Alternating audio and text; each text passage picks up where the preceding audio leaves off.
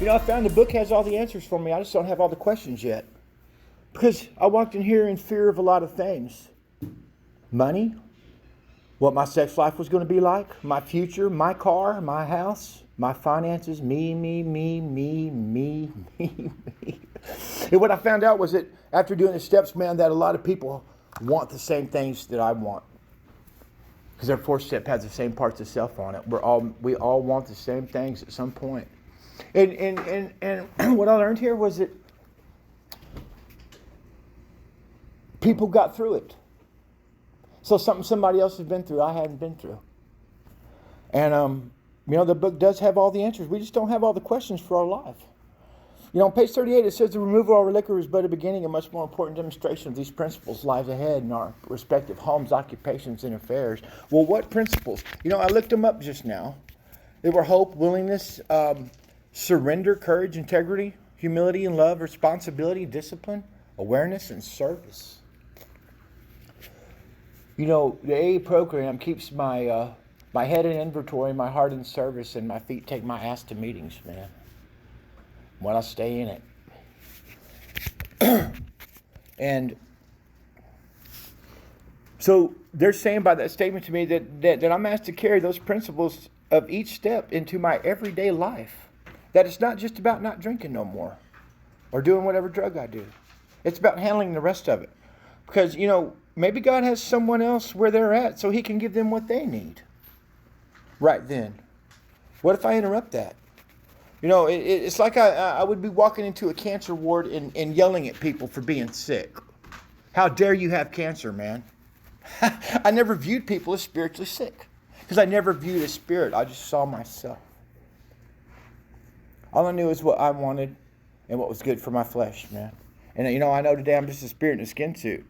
You know, and sometimes maybe God's teaching me patience or trying to get me to pray instead of sitting and judging someone and all their actions. Maybe he's trying to get me to pray to him and get into a better relationship with him through that person. I have to look at this from every angle today. Because let me tell you, every angle gets hit with me when I turn the commercial on and see Budweiser and it says drink responsibly at the end. And I see the hot chick at the bar and I see the pool table and I see all my friends. That's talking real loud, man. And it's talking me out of life one more time every time I want to glamorize it.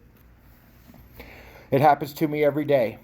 So I always have to assume that maybe God's trying to teach me something else in a different way as well. I got to look at both sides. I'm trying to get drugged in both directions. It's about influence here for my spirit, man. My spirit can be influenced to bad or to good today. Just by what's around me. And, you know, and I look today at, I never asked this question. When did I act that way? On some level. If I ever look and see what somebody else is doing and say, when did I act that way? It helps me a lot, man. Because maybe I'm not doing it to the degree they did, but did I steal $1? Maybe. They stole 1,000, okay. I'll still steal. And, you know, page 61 says we have moral and philosophical convictions we cannot live up to even though we tried. I think I'm supposed to know what everybody else is supposed to do according to my BS, which is a belief system. Let me tell you, that got rearranged around this place about what I believed was right and wrong. And you know, the solution that's in the book is prayer, steps. They don't say nothing about a sponsor in there, but we recommend it. The word sponsor is not even in there. But the solution of the prayers, steps, and a sponsor, it is my road to salvation here. You know what? I don't use those things. It's because I don't want to hear from God today. I want to do what I want, and I want to sit around angry and drink that poison and expect somebody else to die. It don't work that way. I'm the only one that gets sick.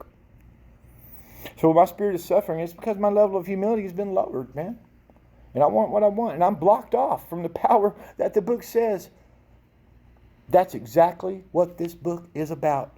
Its main object is to enable me to find a power greater than myself that will solve my problem, not just my drink problem. My life problem makes me want to drink, man. That problem. The one I can't handle without skewing my perception of reality with some kind of chemical. And, you know, it keeps me sober because I handle those things in a way that my God would have me. And I'll end with this. On page 100, it says, follow the dictates of a higher power. And you will live in a new and wonderful world no matter what your present circumstances. No matter what.